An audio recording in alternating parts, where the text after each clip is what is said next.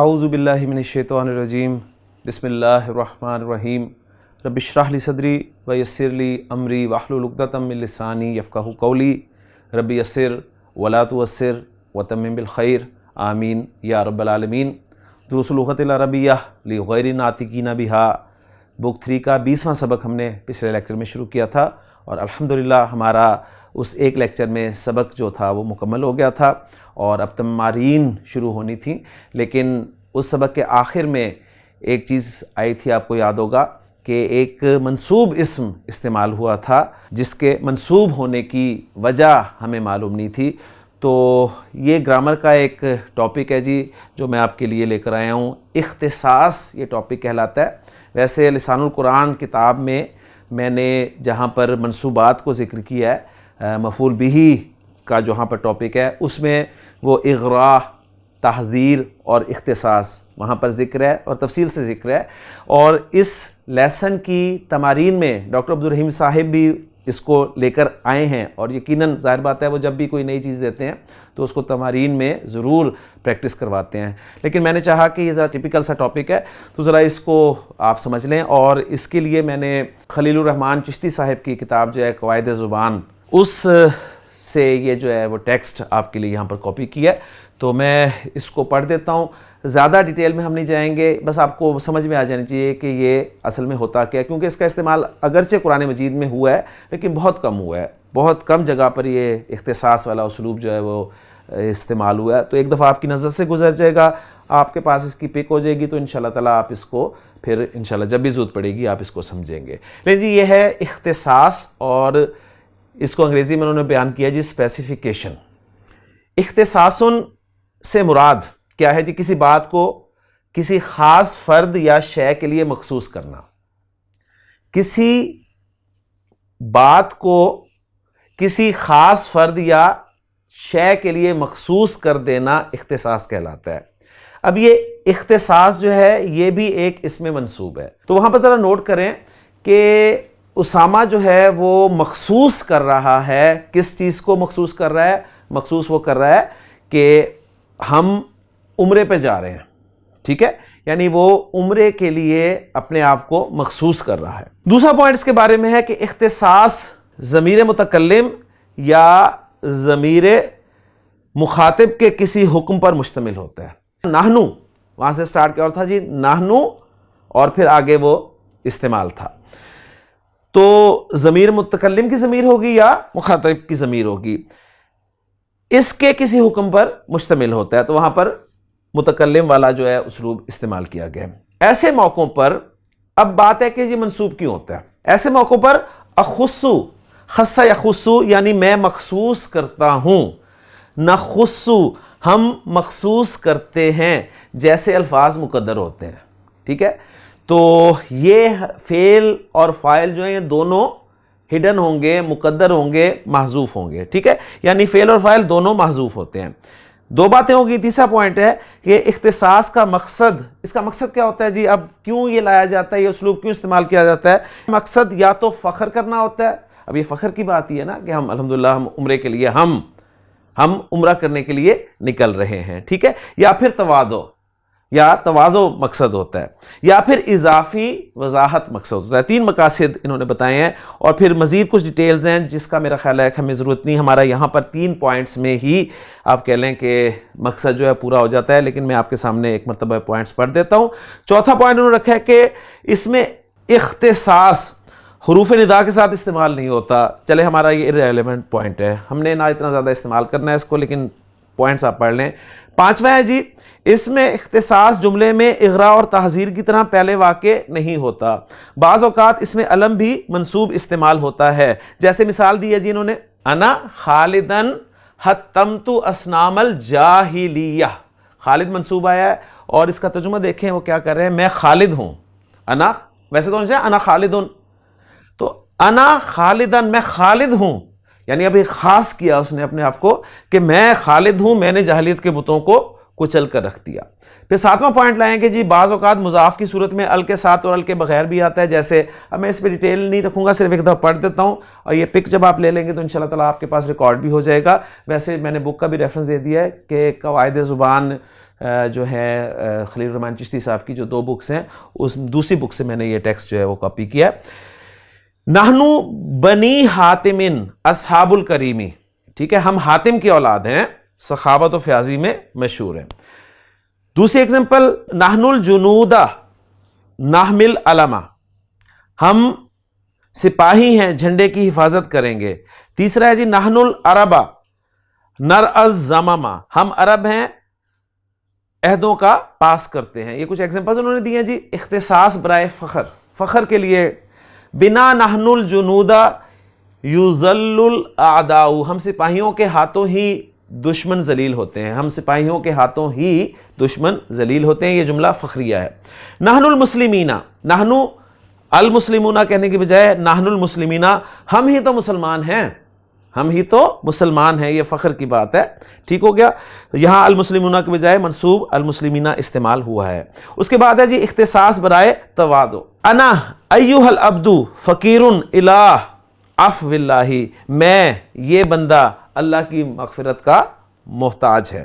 یہاں اسم ضمیر محلاً مخصوص ہے، تو یہاں عبدو سے مراد خود متکلم ہے۔ تو یہ ذرا کافی ٹیکنیکل سا پہ ٹاپک ہو جائے گا اگر آپ ان چیزوں کو بھی دیکھیں گے تو، لیکن بہرحال جن کو شوق ہے، جو بہت ہی زیادہ گہرائی میں جانا چاہتے ہیں، تو وہ یہاں پر دیکھ لیں گے جی۔ اختصاص برائے زیادت بیان، نحن العرب اقرا الناس للضیف، ہم عرب ہیں، مہمانوں کی اچھی تواضع کرنے والے، اچھی خاطر تواضع کرنے والے۔ یہاں العرب مرفوع کی بجائے منصوب العربہ استعمال ہوا ہے۔ تو وجہ آپ کو سمجھ میں آ گئی ہوگی جی اختصاص کیوں آتا ہے، یعنی خاص کرنے کے لیے۔ اخصو فعل جو ہے یا نخصو فعل وہ محذوف ہوتا ہے، فعل فاعل یہ محذوف ہوتے ہیں۔ اور اس کے بعد پھر کچھ ایگزامپلز یہ لائیں گے جی، قرآن میں کہاں کہاں استعمال ہوا ہے اور پھر حدیث میں کہاں استعمال ہوا ہے، وہ بھی دیکھ لیتے ہیں جی۔ اختصاص کی قرآنی مثالیں، وَالْمُوفُونَ بِعَهْدِهِمْ إِذَا عَاهَدُوا وَالصَّابِرِينَ فِي الْبَأْسَاءِ وَالضَّرَّاءِ وَحِينَ الْبَأْسِ۔ اب چل رہا تھا جی وَالْمُوفُونَ بِعَهْدِهِمْ، تو رفع میں آ رہا تھا، تو ساتھ عطف جو ہے یہ الصابرون ہونا چاہیے تھا، لیکن یہ الصابرین کے طور پہ آیا، یعنی اور خاص طور پہ صبر کرنے والے فی البأساء والضراء وحین الباس، ٹھیک ہے، یعنی اور نیک لوگ وہ بھی ہیں جو عہد کرتے ہیں تو اسے وفا کرتے ہیں، اور نیک لوگوں میں، ٹھیک ہے، ہم یہاں بالخصوص ان لوگوں کا ذکر کرتے ہیں جو تنگی اور مصیبت کے وقت اور حق و باطل کی جنگ کے مواقع پر ثابت قدمی کا مظاہرہ کرتے ہیں۔ تو یہ اس طریقے سے اس کا ترجمہ جو ہے وہ کیا جائے گا۔ نوٹ کیجئے کہ یہاں معطوف علیہ والموفون مرفوع ہے، لیکن اس کا معطوف جو ہے والصابرین منصوب ہے، اور یہ منصوب برائے اختصاص ہے، یعنی برائے مدح ہے، ٹھیک ہے، مدح کی تعریف کے طور پہ کیا گیا۔ اور یہاں مراد اخص بالذکر الصابرین ہے، ٹھیک ہے، یعنی میں خصوصیت کے ساتھ صابرین کا ذکر کرتا ہوں۔ اگلی ایگزامپل ہے جی لیکن الراسخون فی العلم منہم والمؤمنون یؤمنون بما انزل الیک وما انزل من قبلک والمقیمین الصلاۃ والمؤتون الزکاۃ والمؤمنون باللہ والیوم الآخر۔ تو دیکھیں سارے کے سارے مرفوع آ رہے ہیں، الراسخون، المؤمنون، المؤتون، المؤمنون، لیکن بیچ میں ایک المقیمین استعمال ہو گیا جو کہ المقیمون ہونا چاہیے تھا، ٹھیک ہے۔ تو یہ خاص طور پہ یہاں پر مراد ہے خاص طور پہ نماز قائم کرنے والے، خاص طور پہ نماز قائم کرنے والے۔ تو ترجمہ دیکھیے گا ذرا کہ البتہ ان میں جو لوگ پختہ علم رکھنے والے ہیں اور صاحب ایمان ہیں، وہ سب اس تعلیم پر ایمان لاتے ہیں جو تمہاری طرف نازل کی گئی ہے اور جو تم سے پہلے نازل کی گئی تھی، اور اس طرح کے ایمان لانے والے نماز بالخصوص نماز قائم کرتے ہیں، بالخصوص نماز قائم کرتے ہیں، زکوٰۃ ادا کرتے ہیں، اور اللہ اور روز آخر پر سچا عقیدہ رکھتے ہیں۔ تو قرآن سے 2 ایگزامپلز انہوں نے آپ کے سامنے جو ہے رکھ دی ہیں، ایک ایگزامپل وہ حدیث سے بھی لائے ہیں۔ اختصاص کی مثال حدیث سے، نحن معاشر الانبیاء، ہونا چاہیے تھا اصل میں نحن معاشر الانبیاء لا نرث ولا نورث، ہم تو پیغمبر ہیں۔ اب یہاں پر معاشرہ منصوب آیا اور مضاف بن کر آیا، جو 2 پاسبلٹیز آپ کے سامنے آئی تھی نا، ہم تو پیغمبر ہیں، نہ وارث ہوتے ہیں اور نہ ہمارے مال کا کوئی وارث ہوتا ہے۔ غور کیجئے کہ اس مثال میں معاشرہ مرفوع نہیں بلکہ منصوب ہے۔ اب اس جگہ لفظ اخصو یا آنی، انا یعنی جو ہم اردو میں سمجھتے ہیں یعنی تو آنی میری مراد ہے، میرا مطلب ہے، تو یہ معذوف سمجھا جاتا ہے اور لفظ معاشرہ کو اس کا مفعول سمجھا جاتا ہے، اس لیے یہ منصوب ہے۔ تو یہ تھا جی اختصاص کے بارے میں کچھ مزید ڈیٹیل جو میں نے آپ کے لیے یہاں پر رکھ دیا ہے، کیونکہ جب ہم ایکسرسائز میں کریں گے تو وہاں پر اس کو ذکر کیا جائے گا، لیکن اردو میں نے چاہا کہ کیونکہ ہم لوگ اردو زبان ذرا جلدی اور آسانی سے سمجھ سکتے ہیں تو وہ بات ہم اردو میں سمجھ سکیں۔ تو چلتے ہیں جی اب آپ تمارین کی طرف، کہ ہمارا جو 20واں سبق ہے الحمدللہ وہ مکمل ہو چکا ہے اور اس کی تمارین ہماری باقی ہیں، تو اب تمارین کو ایک ایک کر کے جو ہے وہ شروع کرتے ہیں جی۔ تمرین نمبر 1 ایز یوزول اجب عن الاسئلۃ الآتیۃ، آنے والے سوالوں کا جواب دینا ہے آپ نے۔ پہلا سوال ہے جی لماذا تاخر اسامۃ، اسامہ نے دیر کیوں کی۔ دوسرا سوال ہے من الذی تلقی رسالۃ من والدہ، کون ہے جس نے اپنے والد کی طرف سے خط وصول کیا۔ تیسرا سوال ہے جی لماذا تخلف عثمان رضی اللہ تعالی عنہ عن معرکۃ بدر، کیوں حضرت عثمان رضی اللہ تعالیٰ عنہ بدر کے معرکہ سے پیچھے رہ گئے۔ چوتھا سوال ہے جی متى تزوج عثمان رضی اللہ تعالی عنہ ام کلثوم رضی اللہ تعالی عنہا۔ ٹھیک ہے، تو عثمان کو میں رفع میں پڑھ رہا ہوں اس لیے کہ یہ فاعل ہے تزوجہ کا، اور کو میں منصوب پڑھ رہا ہوں اس لیے کہ مفعول ہے تزوجہ فعل کا۔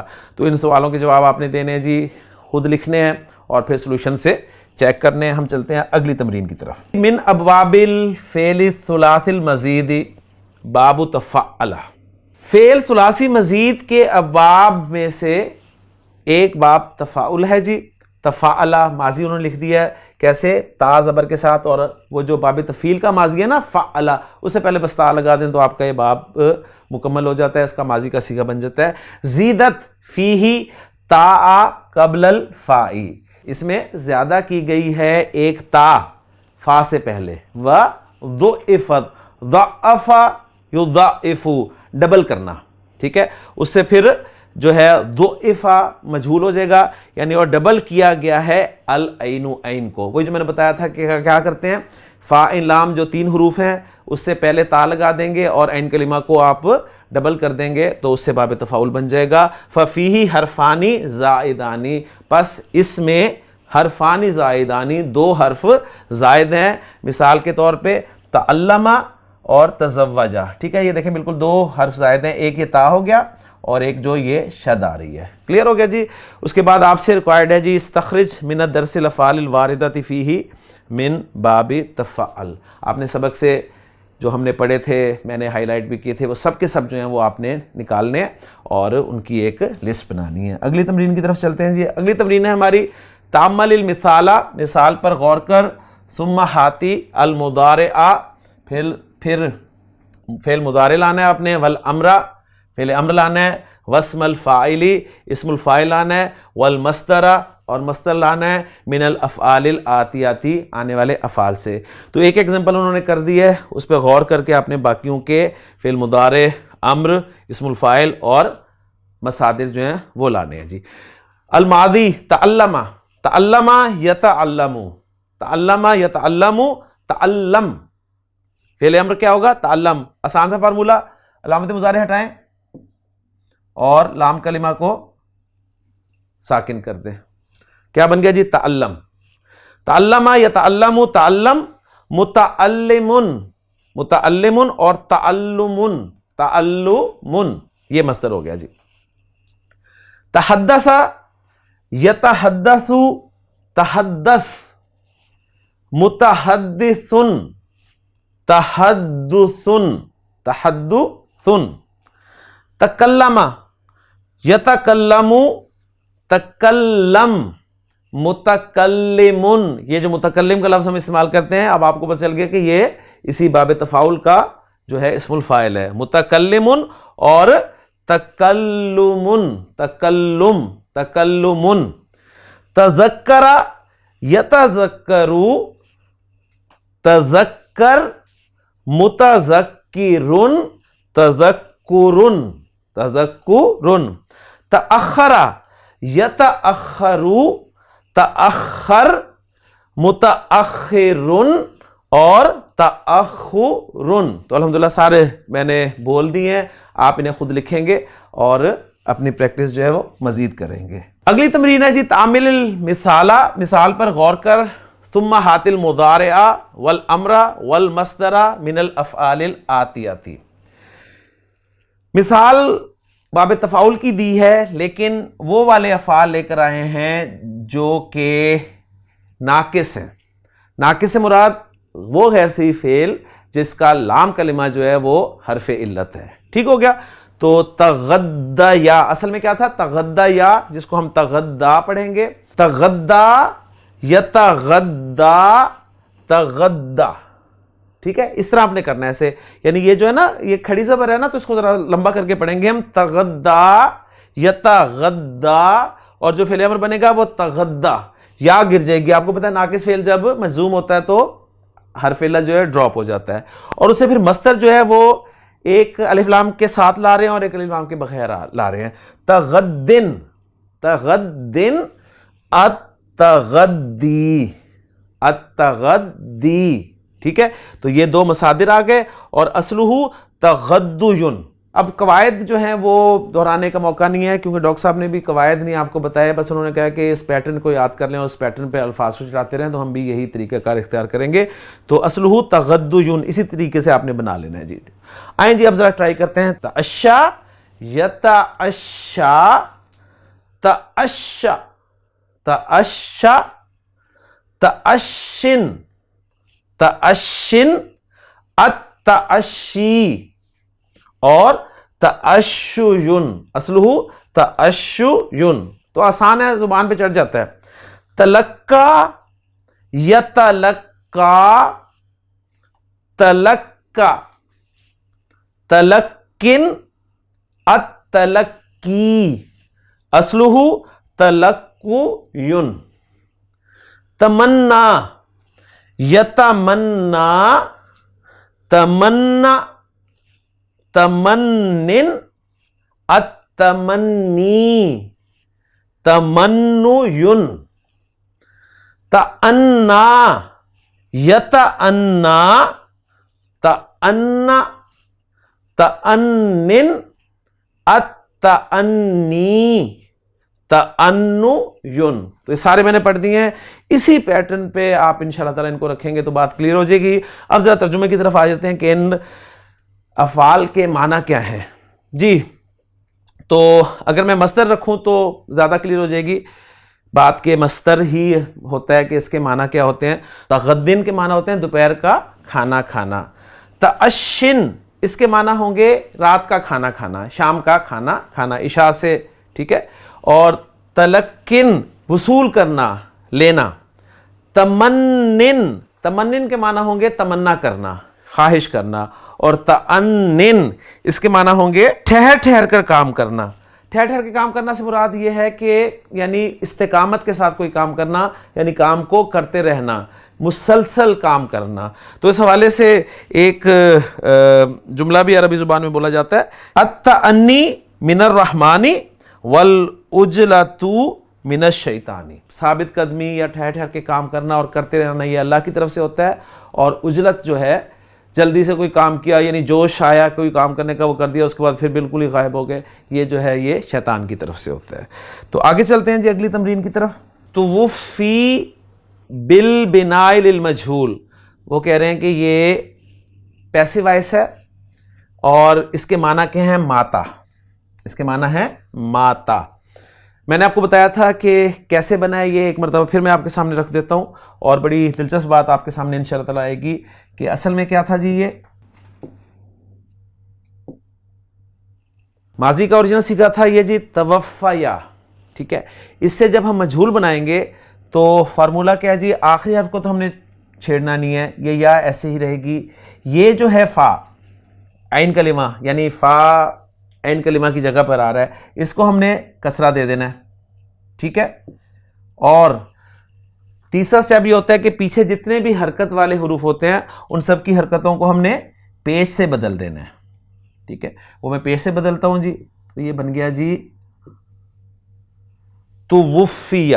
اس سے گردان چلتی جائے گی تو کیا بنے گا جی؟ توفیہ توفیہ توفیو توفیت. وہ جو سیغہ اس میں استعمال ہوا تھا. اچھا اب اس کے معنی کیا ہیں جی؟ توفا یا توفا کے معنی تھے وفات دینا، اور توفیہ کے معنی کیا بنے جی؟ فوت ہو جانا، یعنی ماتا، مر جانا.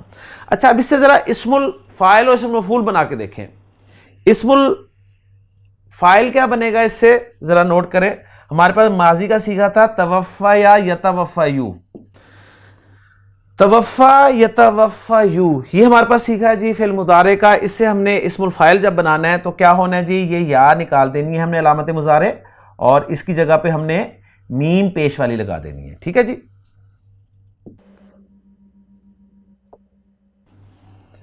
دوسرا کام، عین کلمہ جو ہے اس کو زیر دینی ہے.